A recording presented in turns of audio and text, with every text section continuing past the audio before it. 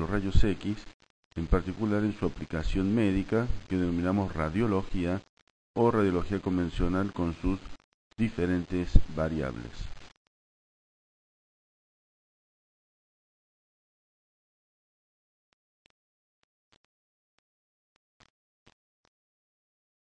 El objetivo pedagógico va a ser entonces, primero, conocer el origen de los rayos X.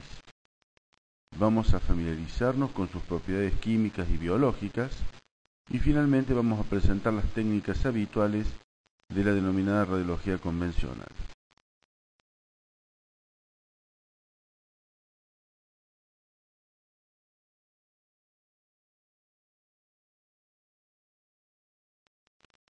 Aquí vemos un cuadro donde muestra a la reina de Inglaterra, la reina Victoria, con algunos profesionales, podemos decir, de la época, en el cual están haciendo pruebas. Fíjense, el que está parado a la izquierda tiene una vara y está haciendo subir trocitos de papel de la plataforma que tiene en la mano hacia la vara.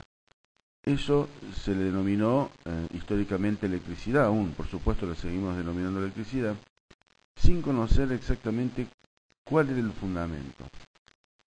Este cuadro data de fines del 700, principios 1800.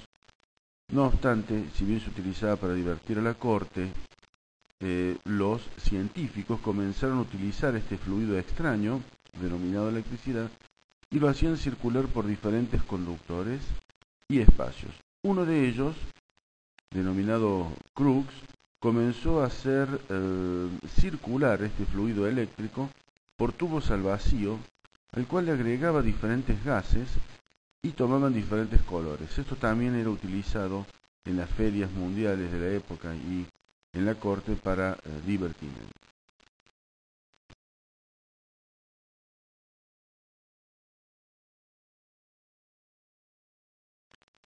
No obstante, en 1895, un físico alemán, Wilhelm Conrad Röntgen, justamente trabajando con el hacer circular la corriente en tubos al vacío, descubre o tiene la lucidez de observar de que placas fotográficas que estaban próximas al tubo donde él estaba trabajando se ennegrecían. A este nuevo descubrimiento, este nuevo rayo, le denominó justamente por la incógnita rayos X. Esto ocurrió la tarde del 8 de noviembre de 1895. El 28 de diciembre da una comunicación preliminar en su universidad y recién los primeros días de enero es presentado en la Sociedad Científica de la época, dadas las vacaciones de fin de año, de Navidad sobre todo. Fue tan importante su descubrimiento que en 1901 recibe el Premio Nobel de Física, justamente por esto que vamos a ver que da una vuelta de página en la historia de la humanidad y en particular en la medicina.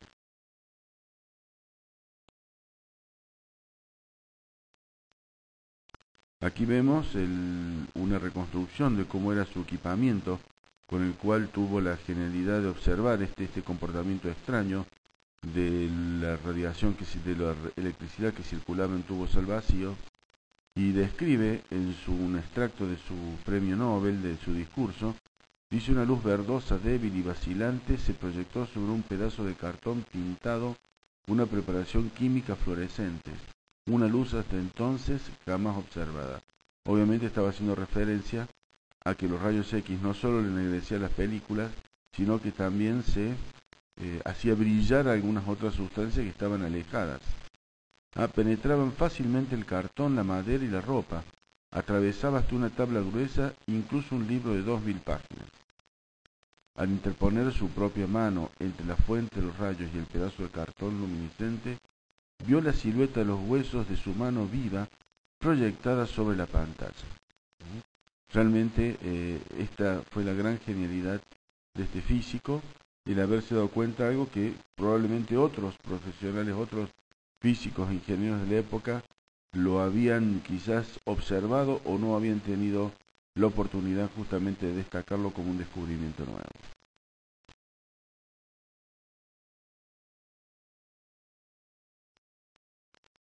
Esta es la primera radiografía tomada luego de 15 minutos de exposición. Es la mano de la esposa de Röntgen, cuyo nombre es Berta Röntgen. Quedó inmortalizada su mano en esta radiografía, que hoy forma parte de un museo en Alemania.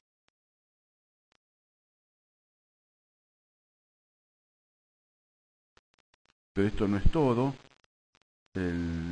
Rápidamente, fíjense, en el año 1896, a pocos meses del descubrimiento de los rayos X, en el otro lado del mundo, en América, en Estados Unidos más específicamente, comienza a haber publicaciones acerca de este nuevo rayo y de su utilización en medicina.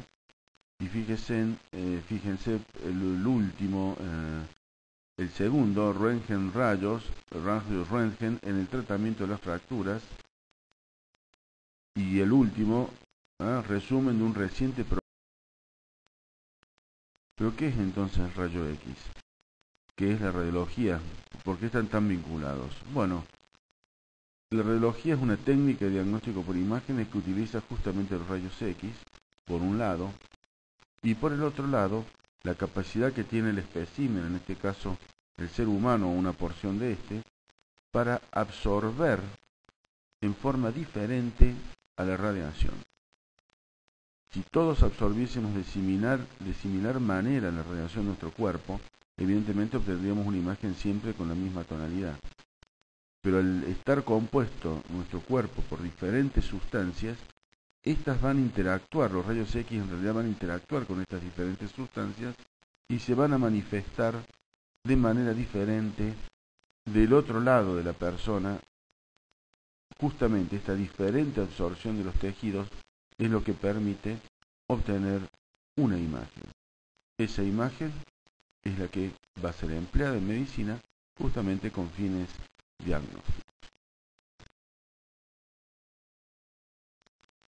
Los rayos X son ondas electromagnéticas cuya longitud es menor que la luz visible. Esto significa que son cuantos o fotones o paquetes de energía que se mueven en el ambiente, carentes de masa y carentes de carga eléctrica. Los rayos X se encuentran a la derecha de la luz visible, por lo tanto tienen mayor energía y mayor poder de penetración incluso. Si comparamos con la luz visible, la piel los detiene, en cambio, la luz ultravioleta atraviesa el plano cutáneo, deteniéndose en el plano subdérmico, en cambio los rayos X pueden atravesar completamente al paciente. Del otro lado del espectro también tenemos ondas que se utilizan en medicina, como las ondas de radiofrecuencia, que serán vistas más adelante.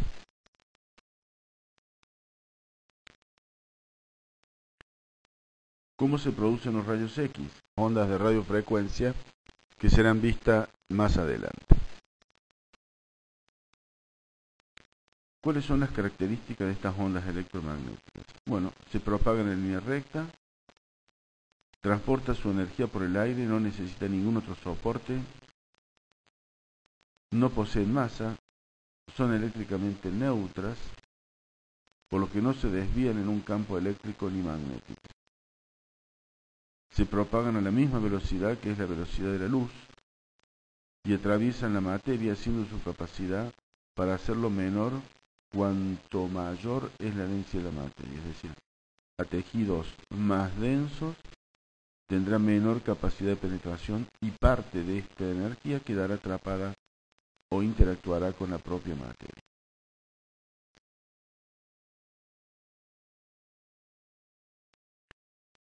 ¿Cómo se producen los rayos X? ¿Cómo hacemos para obtener los rayos X? Bueno, los rayos X se producen de dos maneras diferentes. Una es por el mecanismo de frenamiento. Estos son los rayos X que son utilizados en medicina. Y la segunda son rayos X denominados característicos, que tienen que ver con la expulsión de electrones de orbitales profundos, de capas profundas del átomo, que en general son utilizados para determinar la composición de ciertas sustancias. Son tan característicos la energía de estos rayos X expulsados que incluso permite determinar de qué sustancia o de qué elemento de la tabla periódica está compuesto de una sustancia X o una sustancia desconocida.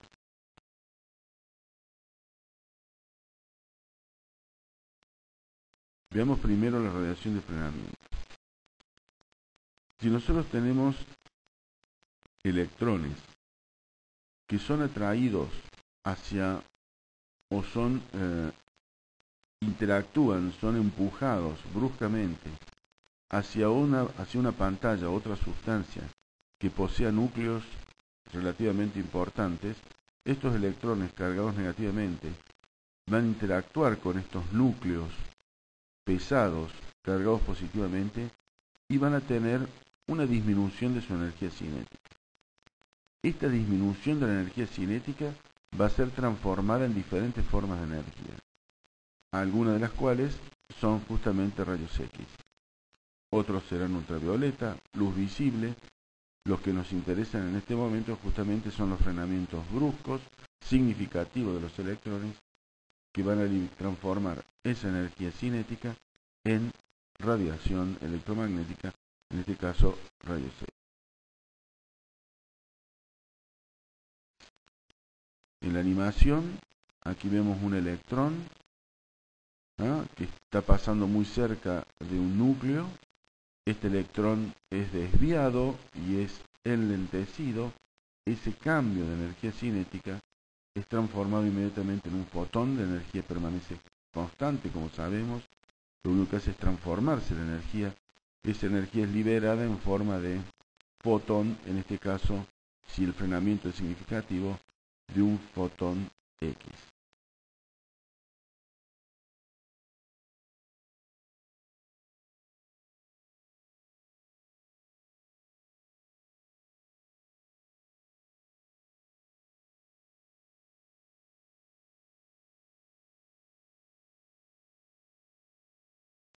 La segunda es la radiación característica que dijimos, que es cuando un electrón pasa muy cerca de un orbital profundo de capa K. Este electrón es expulsado, es como ionizado, es expulsado del átomo, y un electrón situado en una capa superior, capa L, vuelve al lugar K, que energéticamente es más estable, mediante este pasaje de un orbital a otro, de una capa a otra, pierde energía, y esa energía es enviada al medio ambiente en forma de fotón X. Visto en la animación, aquí tenemos la animación, un electrón entonces pasa bruscamente muy próximo a un electrón en un orbital en una capa profunda, K, lo cual lo expulsa. Esto hace de que que un electrón de una capa superior ocupe la capa profunda, ya que esto energéticamente es más estable, y ese cambio de energía, cambio de posición, libera un fotón, que en este caso es tan característico que justamente se utiliza para la determinación de ciertas sustancias en la industria fundamentalmente. Las propiedades de los rayos X son varias. Una de ellas es el poder de penetración. Esto ya lo observó Röntgen cuando en su discurso dijo que podía incluso atravesar hasta libros de 2000 páginas, es decir, la luz visible se detiene en nuestra piel, los rayos ultravioleta de mayor energía incluso llegan hasta la capa subdérmica, pero los rayos X, que poseen mucho mayor energía incluso que los ultravioleta, pueden atravesar totalmente nuestro cuerpo. El segundo es el efecto ionizante. Evidentemente el efecto ionizante es el más temido de todos, ya que va a tener implicancia biológica, como lo vamos a ver. Esto surge fundamentalmente, y los tres que siguen, entonces la fluorescencia, el efecto fotográfico y la interacción de la materia, surgen justamente de la interacción de los rayos X con la materia, es decir, de los fotones con la materia, y tienen que ver con tres fundamentalmente reacciones. Uno es el efecto fotoeléctrico, es cuando el fotón X entrega la totalidad de su energía a un electrón periférico y este es expulsado del orbital, genera una ionización periférica. Segundo es el efecto Compton, es cuando el fotón interactúa con un electrón, pero el fotón tiene tanta energía que no solo expulsa al electrón, sino que persiste un fotón residual, y este fotón residual es de menor energía que el originario, y este fotón residual incluso puede generar mayores interacciones con los átomos al costado, con los electrones y átomos al costado. Finalmente, la última forma de interacción es la producción de pares. Esto es cuando un fotón pasa muy cerca del núcleo. Esta energía X, de fotón X, se transforma en materia, generando dos partículas, un electrón y un positrón. Esto es totalmente inestable, por supuesto, y nuevamente se unen, aniquilándose, formando dos fotones nuevos, en este caso gamma, con una energía de 511 MeV hacia cada 511 keV, hacia cada lado opuesto. Esta es la aniquilación. Aquí vemos entonces penetración, efecto ionizante, efecto de fluorescencia. El efecto de fluorescencia es justamente la excitación periférica de ciertas sustancias, la excitación electrónica periférica de ciertas sustancias que tienen la capacidad de generar fotones de luz visible cuando estos son excitados, los electrones periféricos son excitados y expulsados. El efecto fotográfico tiene que ver con el cambio de ciertas sustancias justamente por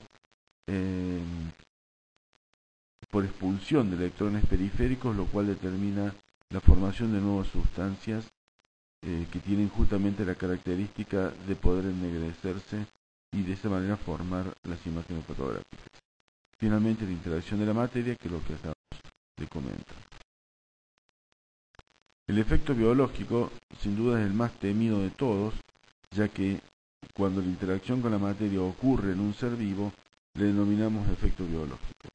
Y tiene que ver también con la capacidad que tienen los fotones X de ionizar. Estas ionizaciones van a ser tomadas en la célula en diferentes sectores.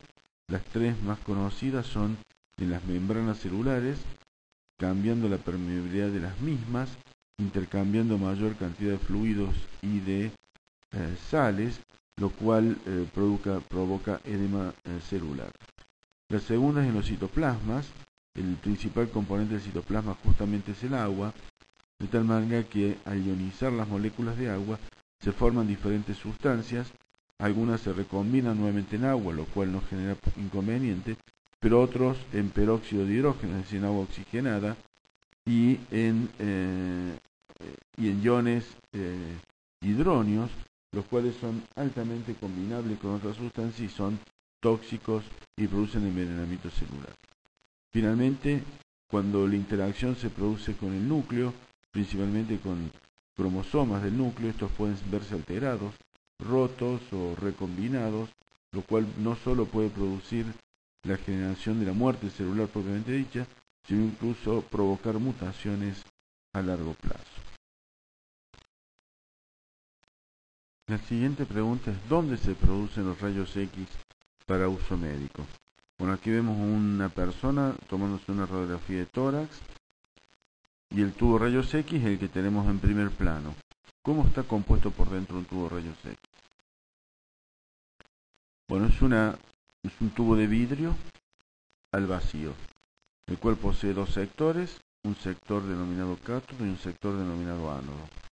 El cátodo tiene a su vez un filamento dentro, el cual va a generar, por el cual va a circular una corriente de baja tensión, y al igual que lo que ocurre con las viejas lámparas o bombillas eléctricas, va a generar una nube electrónica alrededor del filamento.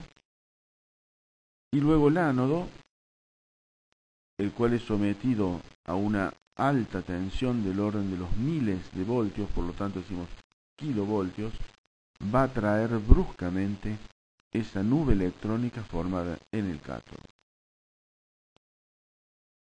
Aquí vemos entonces el sector del cátodo, en el cual por un circuito de baja tensión llega energía eléctrica a este filamento, este enrollado metálico que forma una nube de electrones. Esa nube de electrones se denomina efecto Edison. Por lo tanto, van a estar disponibles todos estos electrones, dada la alta resistencia que posee por justamente la forma espiral, igual que lo que ocurre en la bombilla, como dijimos, están llenos de electrones que están disponibles y están alrededor del cátodo. Esto va a dar la cantidad de rayos X, es decir, la cantidad de electrones disponibles para ser atraídos por el ánodo. El sector del ánodo, entonces, está compuesto por un circuito de alto voltaje, de varios miles de voltios. Una radiografía, por ejemplo, puede llegar a tener 100 kilovoltios, es decir, 100.000 voltios de diferencia de energía entre el ánodo y el cátodo. Por lo tanto, imagínense con la fuerza que con la diferencia potencial, con la fuerza con que son atraídos esos electrones estacionarios en el sector cátodo hacia el ánodo. Esto va a determinar la calidad de los rayos, es decir, a mayor kilovoltaje, a mayor diferencia potencial, la atracción será más fuerte y por lo tanto generará mayor frenamiento y por lo tanto rayos X de mayor penetración. Entonces, para obtener una radiografía de un sector grueso del cuerpo, utilizaremos más kilovoltios, serán más enérgicos, más penetrantes que para un sector más pequeño, como por ejemplo una mano, que necesitaremos rayos X de menor capacidad de penetración. En la animación, acá tenemos entonces, en el cátodo se produce la nube electrónica, luego aplicamos el disparo, es decir, abrimos el circuito en el cual el ánodo con varios miles de voltios atraen esa nube electrónica, interactúa con el ánodo, en el ánodo se produce el frenamiento, como observamos hace unos momentos, de los electrones, y esto genera por lo tanto la producción de rayos X. Estos rayos X salen por todos los sectores, por lo tanto estos rayos X están cubiertos, el tubo de rayos X, por una calota metálica, una cubierta metálica, dejando solamente una pequeña ventana por el cual los rayos X van a ser direccionados hacia la zona en estudio, en este caso parte de los pacientes. Entonces tenemos el tubo de rayos X, al haz emergente le vamos a llamar, al haz que surge, digamos, del tubo le vamos a llamar haz primario. Este va a interactuar con el paciente, va a generar radiación dispersa y va a haber un haz emergente. Ese haz emergente es el denominado haz atenuado y es el que posee la información que luego va a ser recogida en diferentes formas, generalmente en forma de película radiográfica.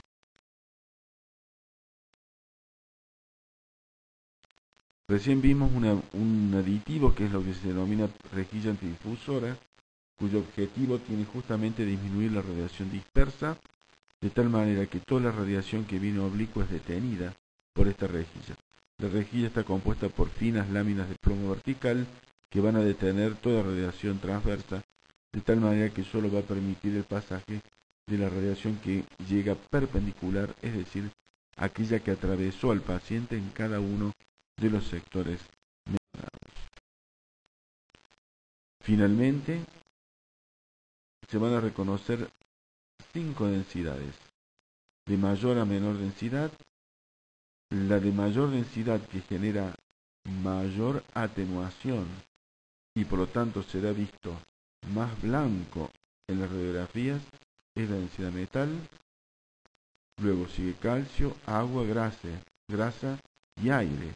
El aire es la que ofrece menor atenuación, dada que la densidad es sumamente baja, densidad de sustancias, y es la que se va a ofrecer en la radiografía como más radiolúcida o negra. Entonces aquí vemos las 5 densidades características en un paciente. Arriba a la izquierda vemos la densidad metal, que está compuesta por una pequeña marca para determinar el lado derecho de la radiografía. Luego vemos densidad calcio, compuesta por los huesos. Densidad agua, por las partes blandas, silueta cardíaca, abdomen, tejidos periféricos. Densidad grasa, como pequeñas bandas lineales, sobre todo en la radiografía de frente, entre los grupos musculares y densidad de aire en el pulmón y en las zonas periféricas del paciente donde no hay tejido. 5 densidades básicas.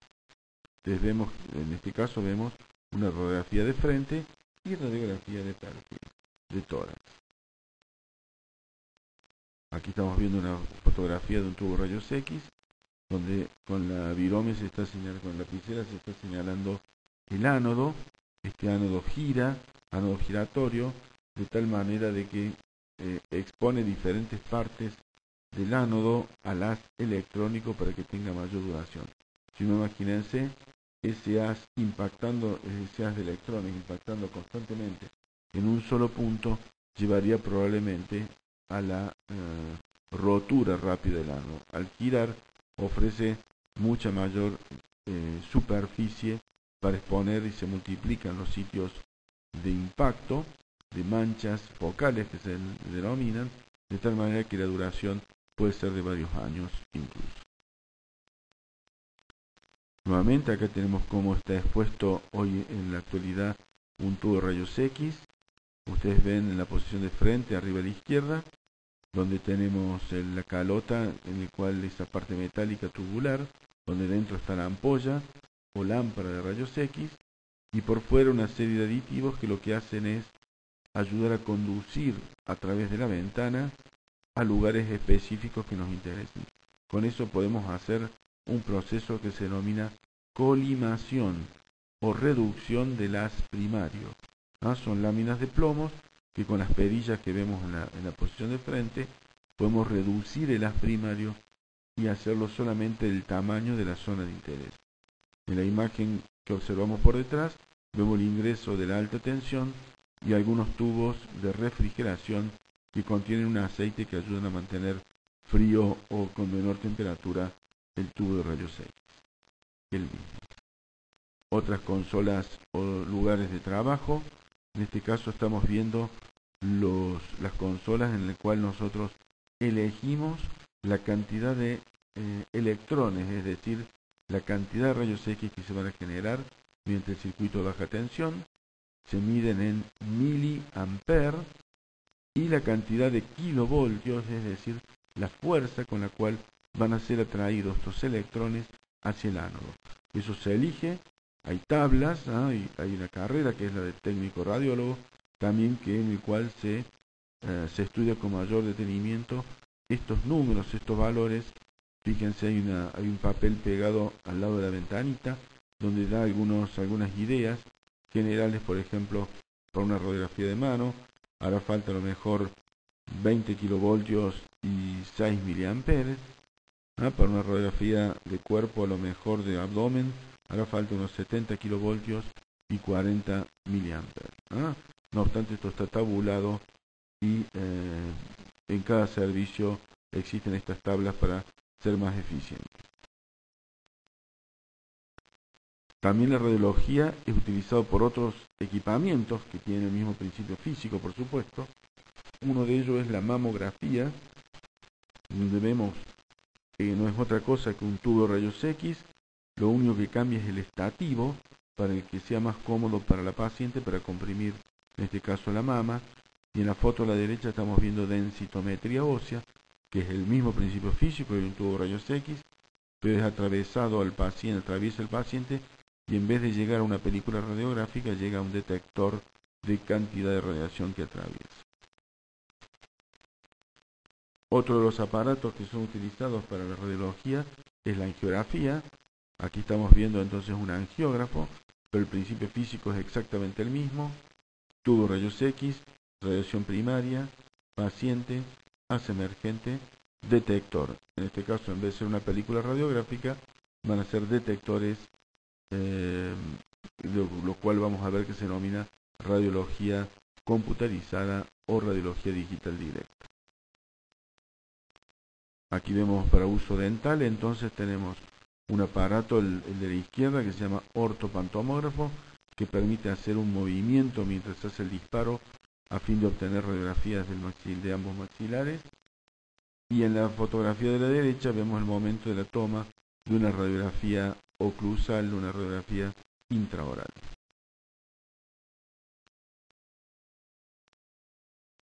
Entonces, dependiendo del las emergente a dónde va a impactar, si impacta sobre un chasis y una película radiográfica, tendremos radiografía. Si impacta sobre pantallas que pueden ser televisadas, se llama radioscopía. Y si impacta sobre detectores digitales, tendremos radiología digital. La primera parte es exactamente igual para todos. La emisión de rayos X por frenamiento atraviesan el paciente, pero el haz emergente puede llegar a diferentes periféricos detectores: radiografía, radioscopía o radiología digital. Aquí tenemos la radiografía. ¿Qué es la radiografía entonces? Es una película, un soporte de celulosa, de plástico, que tiene una emulsión bañando a este plástico, y a través de las propiedades físicas justamente del ennegrecimiento de la película y fluorescentes se van a obtener la imagen radiográfica. Entonces el rayos X va a atravesar el paciente, va a impactar en esas cajitas azules que se abren en cuarto oscuro, se coloca una película radiográfica, se cierra, y eso evita que la luz visible penetre, sino también contribuiría con el velamiento de la placa.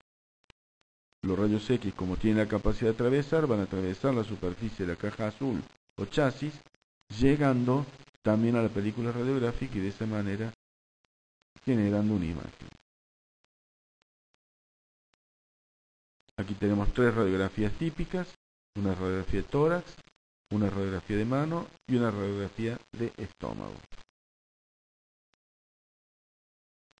La segunda opción es la radioscopía o imagen televisada, en el cual el tubo de rayos X atraviesa al paciente, pero en vez de llegar a una película radiográfica, llega a células fotoeléctricas capaces de emitir electrones, que a su vez impactan sobre una tercera pantalla. Esta tercera pantalla es filmada y genera una imagen televisada. Eso se denomina bioscopía. Aquí tenemos el rayos X atraviesa el paciente, llega a una película. Esta película tiene la capacidad de, gracias a la posibilidad de la ionización que tienen los rayos X, de generar electrones proporcionales a la zona que atravesó. Eso es captado por un amplificador que multiplica el número de electrones. Es llevado a una nueva película. Esta película tiene la capacidad de volverse fluorescente con los electrones que generó el amplificador. Genera una imagen de baja calidad, lo cual es captado por una cámara óptica, es mejorada y finalmente llevado a un televisor para poder ser observada. Eso se denomina radioscopía. Finalmente, la imagen digital no es otra cosa que la misma radiación impactando, en vez de una película radiográfica o en una cadena de televisión o una pantalla que luego se transformará en televisión, sobre detectores digitales. Estos detectores digitales van a transformar la información analógica en información digital, lo cual va a permitir, como toda imagen digital, mediciones, cambio de color, ampliaciones, etcétera, etcétera. Incluso su tratamiento a través de información digital, a través de páginas electrónicas, redes de comunicaciones internas, grabaciones en CD, DVD, etcétera. Aquí tenemos entonces los rayos X llegan a pequeñas cámaras. Estas cámaras se denominan cámaras de ionización.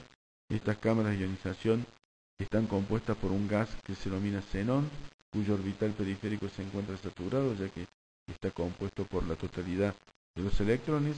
Pero al llegar los rayos X, que tienen justamente la capacidad de ionizar, los ionizan, permitiendo pasaje de energía eléctrica. Esto es proporcional dependiendo de la ubicación de cada cámara de ionización, permitiendo finalmente la formación de una matriz con los datos, una matriz plana, pero con todos los datos distribuidos en alto y ancho.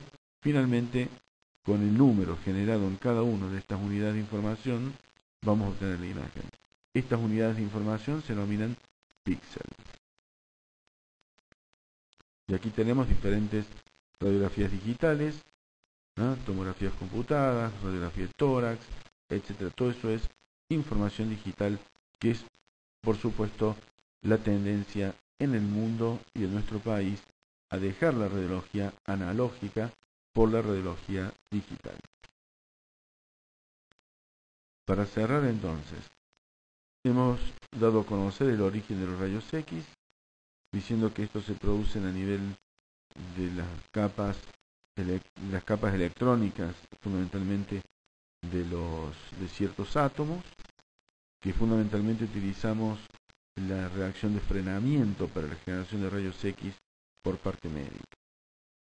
Nos hemos familiarizado con las propiedades químicas y biológicas, diciendo de que fundamentalmente el efecto de ionización es el más utilizado, no solo para la detección de las imágenes, sino también como efecto negativo, ya que al ionizar parte de nuestras células, estas pueden recombinar sustancias y generan efectos nocivos para la propia célula y para la descendencia.